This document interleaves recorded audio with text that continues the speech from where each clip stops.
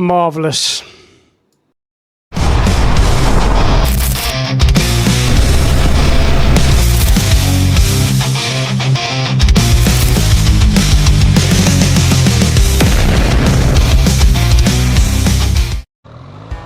What a bell end, honestly. 1 minute into the video today and I crash my drone.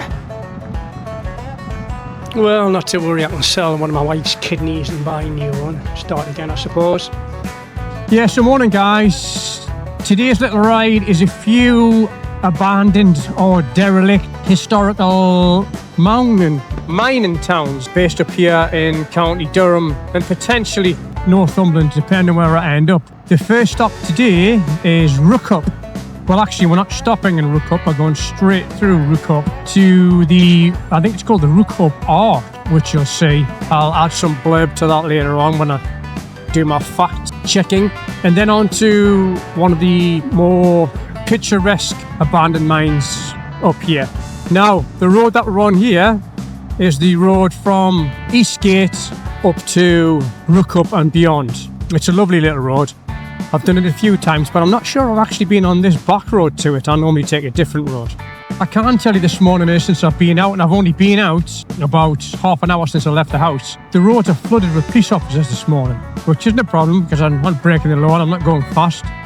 However, in the whole 2 weeks trip I had a few months back, I've seen 2 police cars in the whole entire 2 weeks. One of which was getting his dinner. This morning I've seen 6 cars already and I've been on the road 30 minutes. This is a nice little town, isn't it? It's got loads of character. Dog shit bin, they're quite rare. Brown horses, also quite rare. And 30-year-old signs. Them signs are 30-year-old. There's actually a little coffee shop along here, surprisingly. But I follow a few pages on Facebook which talk about said coffee shops. This one up here is one of them.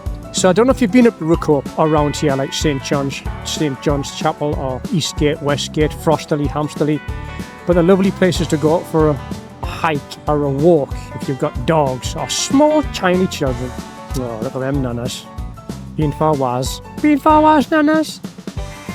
Let's cross there to commemorate the Second World War. And yes, this little coffee shop here, it's an old school, I think. Or it's part of the school, and they've turned part of it into a coffee shop. You've actually got to go around the back and come in through the back entrance way to get into it. So don't think if you ever come up here that it's locked. It's not. It's just weird getting in. I'm sure that when they set the coffee up, they were thrilled that they had to do that, but it's still here, so they're doing something right. So yeah, when I was a kid, I used to love going to see my nana. She used to have a nice little penny on. She used to make me these really nice jam tarts and sausage rolls. But that top lip, ugh. There's an old house there with a tree growing out the roof, aka a tree house. And just round this corner is the first of our oh, look at all the dead rabbits. This is the first of my little stop this morning. Now, subject to the weather, because the wind always gets strong up here. And no one likes having strong wind now, do they? But you have this arch here, which has been here for a long time. And I'm going to tell you what it means in a minute, or what it is, sorry. I'll just pull over here on the right, get the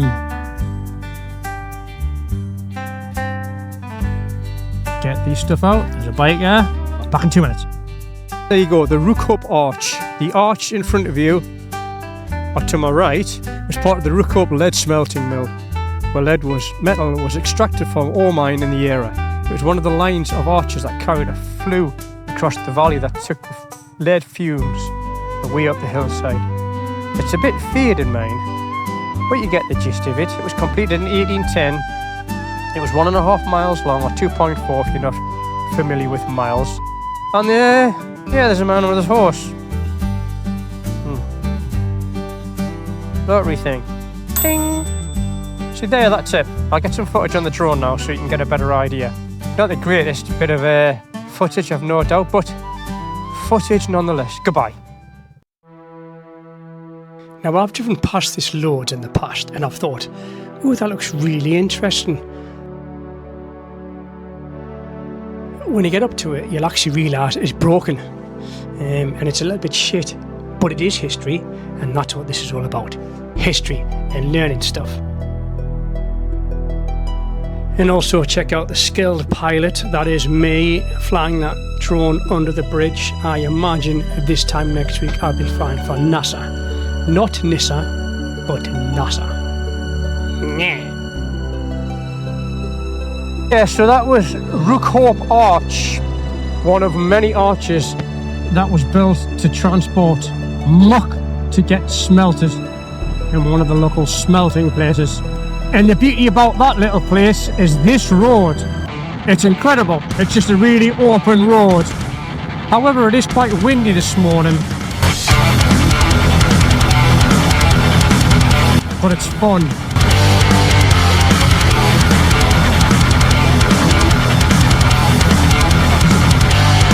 There's actually lots of abandoned barns and ruins of houses around here. Some up there on the left, and they're not abandoned, but that kind of sort of style, that kind of stone that they used. You're going to see some later on, but there's quite a few in this little valley, because the mine that we're going to go to, a Rookhope mine, this is where everybody lived.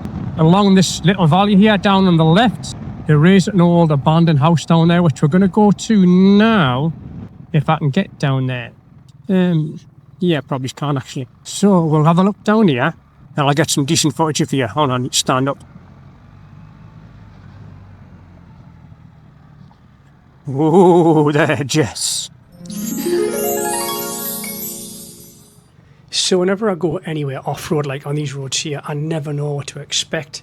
It just could stop, the bridge could collapse, there could be a farmer with a gun wanting to kill someone, there could be suicidal sheep or deadly assassin crows. Whatever there is that's there, I'm always sceptical about losing my life. Actually, no, I'll leave the camera on and I'll just do a walk and commentary thing, because in this one I don't need to get the camera on my chest. So as you can see, this is probably, well, 1, 2, 4 houses where the local miners would have lived. I've got my helmet on, so if I bang my head I'll be alright. Oh, it smells. It's a shame there's not smell-o-vision here. Yeah, I'm not going to go too far in there. Oh, look, there's an old bed and some pigeons flying around. And there's the fire. There were small lounges. Having said that, new houses these days, the lounges are much bigger. I can tell you that because I live in one. Yeah, it smells of shit. It's not nice.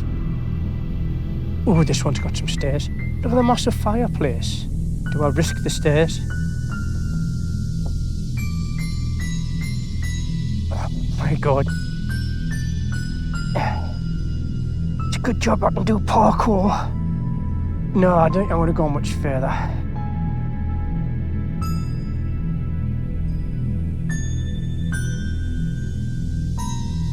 There's a pigeon. And there's another bird. And what's left of the bed.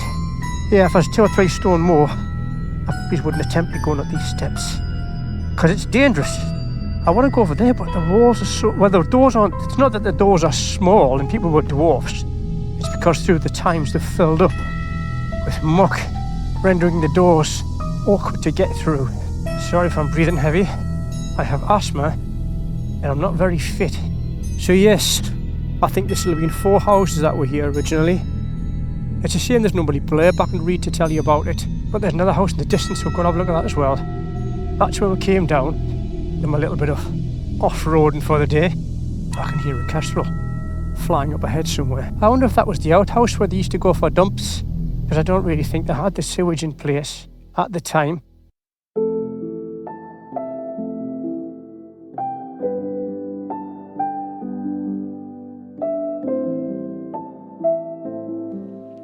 There's something incredibly sad about seeing derelict houses. I always think, what kind of life did they lead? How hard was living back then? And it always makes me think about it all being relevant. You don't know any different. You probably think you've got it good. And I suppose you've got a house and a good job, then you have got it good. It's one of them things, if worlds could talk, what would they say? What could they tell you? I'd love to know.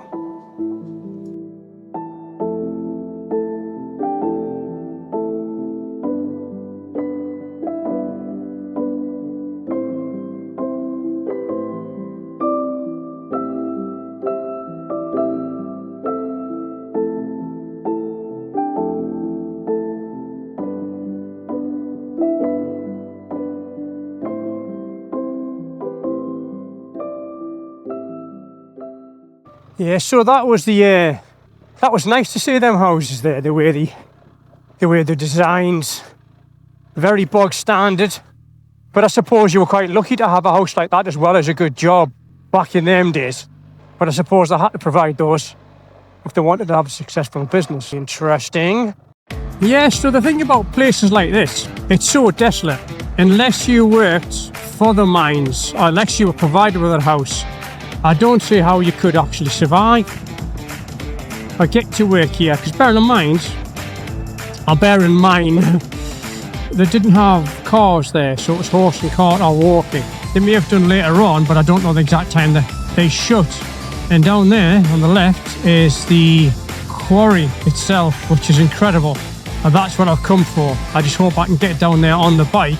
Although I don't mind walking, it's just I'm wearing motorbike gear and they're not the best for walking, if I'm honest. Oh, there's a chicken on the road. Hey, pal. Let's have a look. Now, it looks like there's a mine down there. Sorry, a road down there. I'm hoping I can park the bike and have a walk down there. But we shall see. No, it looks like it's locked. So it looks like Bry's going to be going down there. Okay, so I'm on my way down to the mine now. You're allowed to come down here. She says you can't bring dogs, although you can bring dogs, but you've got to keep them on a lead because there is mostly sheep and cows and what have you. But you can see there's a few more buildings down here. You've got another house, another cottage down there, and I think it's actually 2 cottages. I think that could have been another cottage as well. Again, I'll look this up. Another couple of houses there to the left and on the right, and then you've got the big old mine shaft itself. It's probably got another name for that, but I don't know what it is, so I'm going to call it a mine shaft. You can see quite a bit there. It hasn't got an eerie vibe, this one. I'm surprised, because normally when you go to places like this, although having said that, it's got concrete, so I don't know how long ago it was shut, but it certainly wasn't that old, or it's being repaired or re-engineered at a later date. Now it looks like there was an old mine shaft here. Yeah, you've got the water there from the copper that's come through, the sulphur. I don't know, I'm not going in anytime soon. Hello? That's Chinese for hello, by the way. Yeah, so it's quite old, but it's not that old. You've got breeze blocks. So I'm gonna guess 70s it was shut.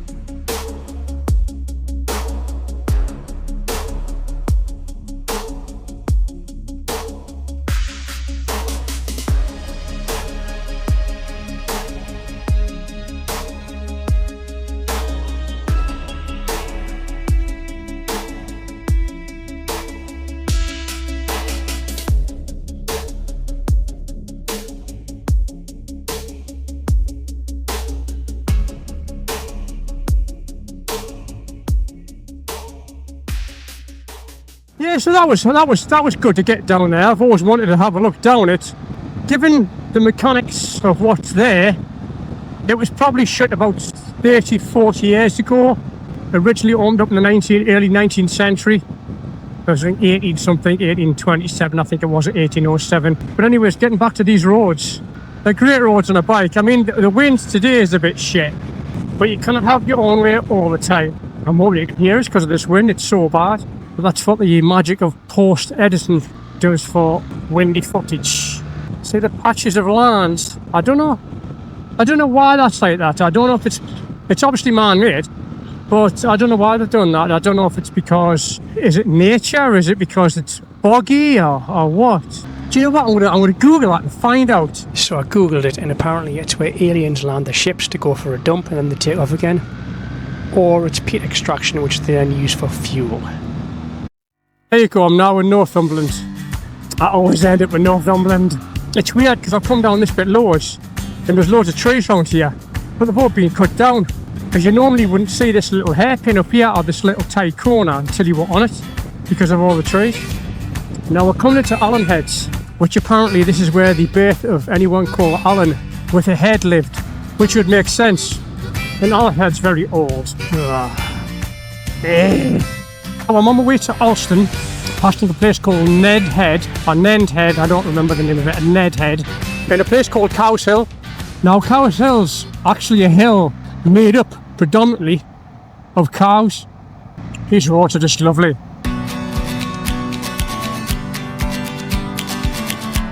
That should really be in 5th or 4th gear rather than 6th. So I shall change that right now. We're getting higher and higher, and we're back in County Durham. Yay! Durham by the sea, land of the Prince Bishops. Yeah. I'm driving around here, you can actually see the entrances or exits to lots of mines, which are all obviously blocked up now. Come on, don't cross over. Yeah, there's hundreds of them. And these little village, these little streets, these little terraced houses where they must have all lived. That's a nice house. Cowes Hill. See, there's a house for sale here. I'm not sure I'd want to live here. Basically, just because of how derelict it is. It's half an hour before you get anywhere, which is fine if you're retired and you've got nothing better to do. It's probably a nice leisurely ride out. However, I still work, and I've still got 10-20 years of work in me, so I wouldn't want to live here, irrespective of how nice the views are. Plus, I also imagine living here is quite harsh in the winter times. You'd certainly need a 4x4.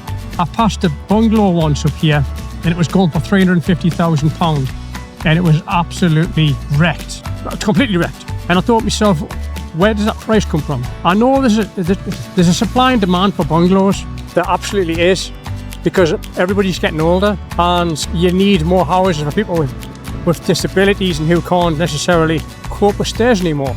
So you've got to pay a premium price for bungalows. However, I don't get the logic behind it, because that's for sale. There's a school there for sale. Oh, for God's sake. I want to live in a school. Say everything I've just said, shit now. I want to live in that school there, irrespective of how far it is. Anyways, I don't get the pricing structure on bungalow. I don't get it. It's one floor. That's it, one floor. And you pay a lot of money for them. Okay? A house generally has two. The first floor, the ground, and the first floor. In my case, I've got the ground, the first and the second, because I live in a townhouse. And my house is half the price of bungalows. Basically, you've got a lot more for my house, yet you pay a lot less now. Is it to do with the footprint of how much of the ground is being taken up by your bit of land? Is that what it is? You're paying for the land that the house is on, the footprint, as opposed to a skinnier house which goes up. Because I suppose once you're above the ground, nobody owns that little bit of air, that bit there, this bit here. But there is a price for that bit that we stand and I walk on. This is another mine, by the way, but it's a museum. I've actually been in it. You can go inside and go in the mine. You get wet mined. It's a museum. However, every time I pass, it's shut. So I don't know if they're having troubles with it or what. But it's lovely. So you've never been here before. This is called Kilhup Lead Mine. It's a museum, so you can go inside it. There's a guy gives you a talk. There's the mine entrance over there next to that house. And he explains how it all works. And there's a coffee shop. All the coffee shops are open because there's somebody there. And there's cars there. And there's some yachts. But this road, man. There's a car coming, Brian. Oh, you got that. Oh, it's a farm up ahead there. I need to get past him on his little quad. Oh, bugger. Got air twice there. It's a nice road, but it's not very smooth. I now have one flat nut. I thought that was a quad. It's a car. What is going on with my eyes? I think it's going to rain. And again, I haven't got rain gear. So if it does rain, I'm going to get wet. You've got to watch, because I came over this road once and there was a sheep stood in the middle of the road, even though it shouldn't have been there. Yeah, you've got some old mine-ish areas around there as well. You can see a little house there, a little derelict house. Car Shield, Allen Heads, old school. So yeah, so this is Nent Head. This is where you lived if your name was Nent and you also are Nent Head. You also had a head. Really, cheeky. So my mission when I get there in Alston is to find a bakery which has been recommended to me. Nent Head Mines. I'll come back this way and I'll have a look in there. I've actually been down that road. It's a nice road. It's a nice purse. Anybody get that reference? Well done. That's a nice purse. Is that your purse? That thing on the road where you've got gravel everywhere and you've got to drop down to 20 mile an hour. Because if you don't, you might crash.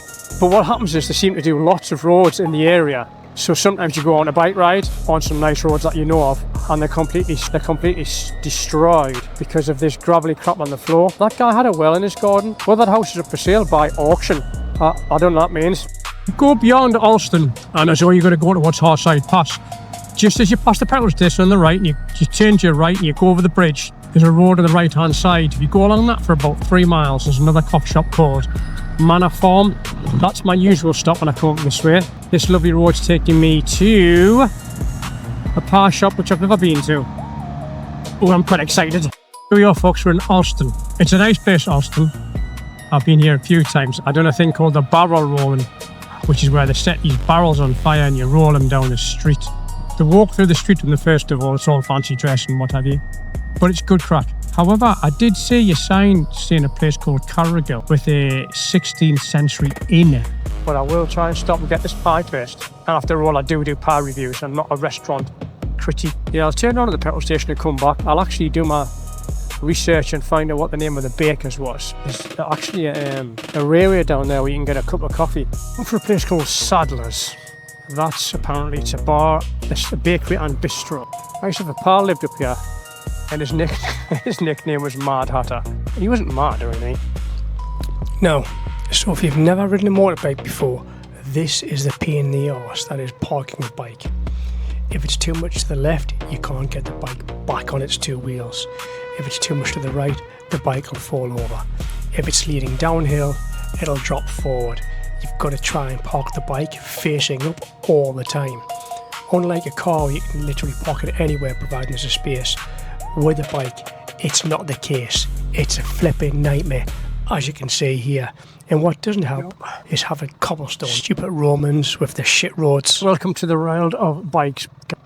So as you can see, I lose the will to live and just decide to park over here on the left hand side, facing up the hill so I can pull away nice and easy. I've left nobody room to get by, and in a few seconds there is a young man and his son walking this way, and I do feel quite guilty, but at this point I don't care. I just want a pie. Thank you. No worries. Can I just have a slice of Bakewell tart, please? It's been canny the day. The rain's held off. I thought it was going to start raining on the way over. Thank you very much. Yes, ta-da now. Thank you. Yeah, so that was disappointing. That was a place called Sadler's Bakery. I mean, the pie's going to be nice. I know it's going to be because it's Bakewell tart. However, it was recommended as the best place to get a pie around here. They didn't have any pies, apart from quiche. It's not a food channel. So I'm now going to go to Carrigal, which has the 16th century pub or restaurant or whatever, for a cup of coffee and a bit of pie. Now, I've not been in this road, so virgin territory. Right. I mean, some of the fittest people on the planet must be dog walkers around here because it's not very flat. It's a strange house, strange tree. Ooh, look at the views.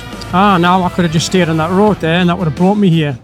I think I've been to Carrigal, you know, the more I think about it, because I've been in this road loads, and I think you turn off to the right and go down a big steep bank, and the road actually comes to a dead end, because me and my wife went down once on the bikes to see where this road went, because we were quite curious, and it came to a dead end after about 15 minutes.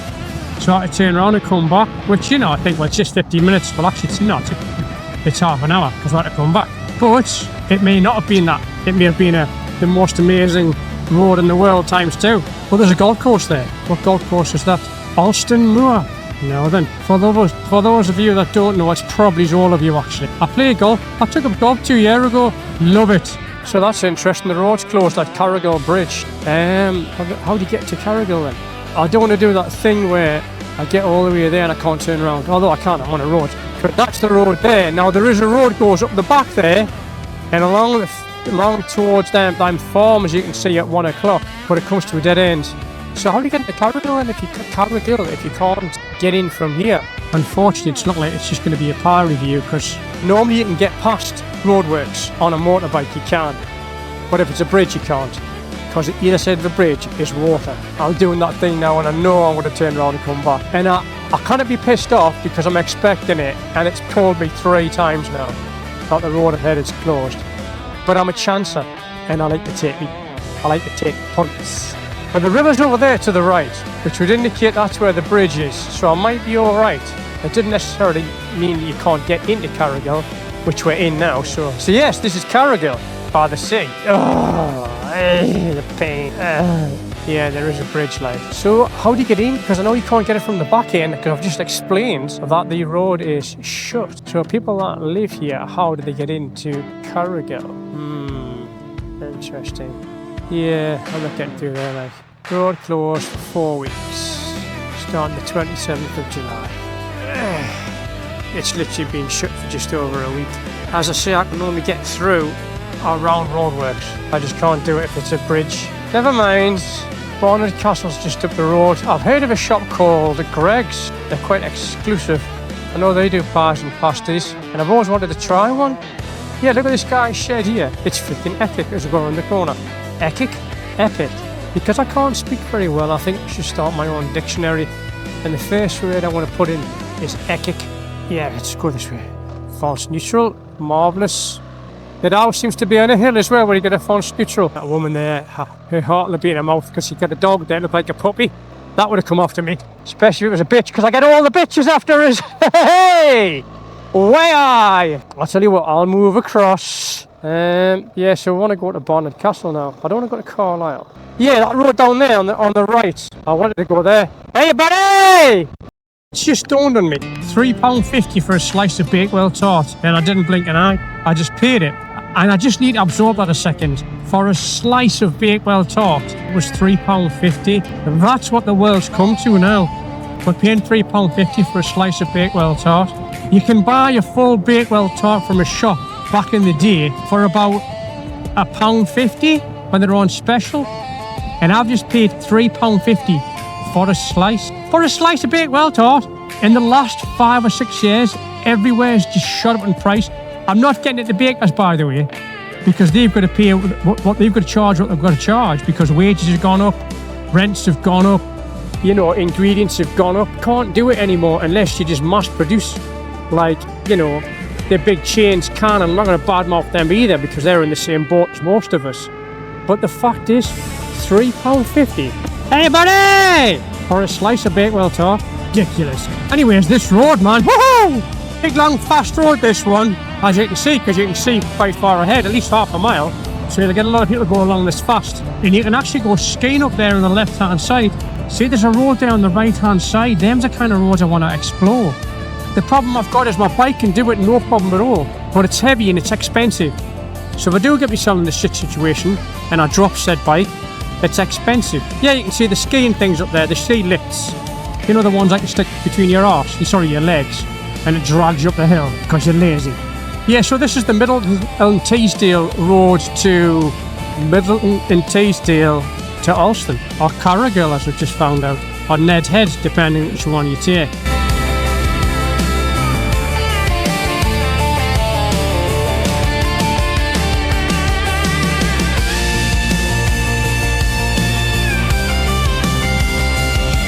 Yeah, mate, it's 16 degrees, but the sun's out. Hey, buddies! Hey, buddy! Good buddies there. I've got a bad backlight and this rumpy load's not doing it any good, sorry. So I'm assuming this is going to say County Durham. I can't say because I keep steaming my helmet up. Steady. Yeah, Teesdale by the sea.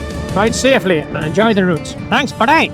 I remember coming on this road once, I can't remember how long ago, and a bike flew past us. And I looked like I was standing. It was when I was relatively new back into biking, and I'm literally talking like the first week of having my first bike from having a break, and I just thought, I wonder how long it's going to take me to get back to having that kind of confidence. What I realised, it wasn't so much the person on the bike, a lot of it was to do with the bike. Now, the particular bike I'm not going to name had 5 floors, the brakes were shit, it wasn't very powerful. I think it was a 500cc bike, which is suffice for work, but not when you've got full laden bloody luggage on it. It had no centre stands. I wanted it to have cruise control. Now that's not the bike's fault. I could have chose a bike with cruise control, but I wanted it to have cruise control, and I wanted a shaft-driven bike because I was sick of playing in the wheels and the chain and all the gumph. So then I bought another bike after that. After having this first bike for 3 months, I bought another one. Lost a fortune on the first one. Bought it new. Lost probably 50% of the value of the bike. Bought the next one, which I don't mind saying because it was a nice bike. It was a Honda NT 1100. It had everything other than the shaft driven. It was, again, a chain, obviously, but it had cruise. The brakes were decent. It was comfortable. Had a digital TFT, which was nice.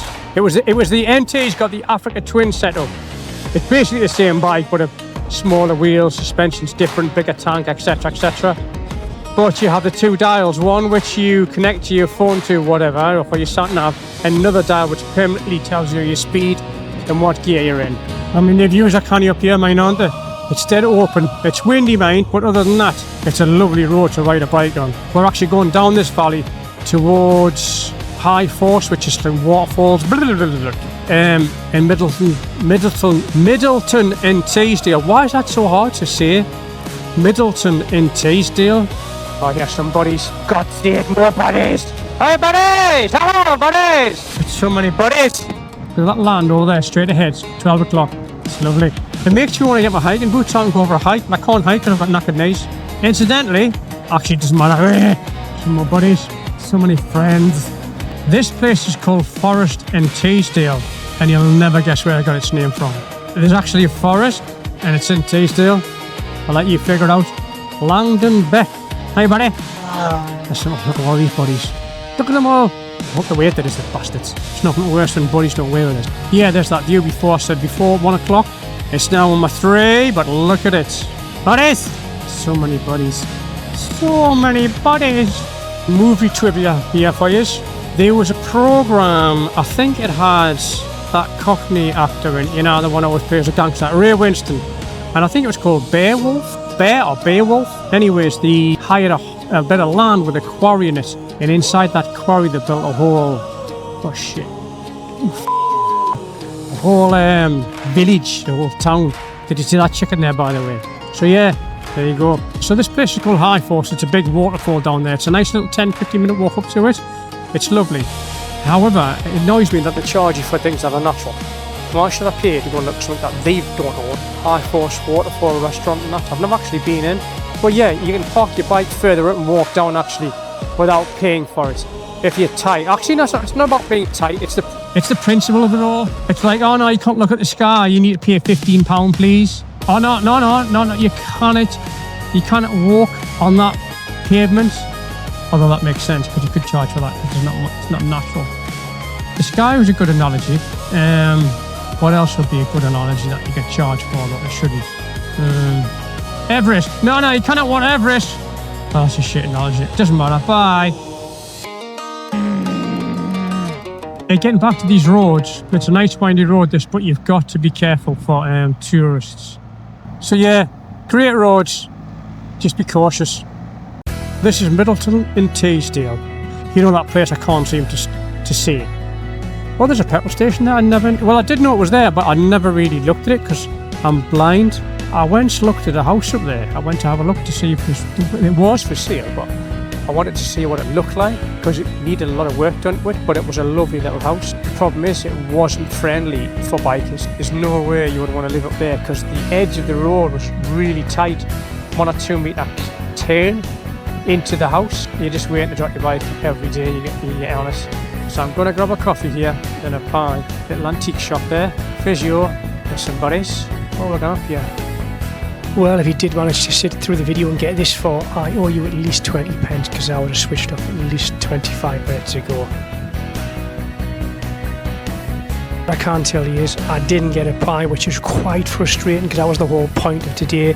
A nice bit of history, a nice pie and some right tasty roads to ride. But I did sit down over there next to that bike, there's a little seat behind it, and I cried at my Bakewell tart, which I'll give 6 out of 10. It was okay. Thanks for watching, guys. Please like, subscribe and share.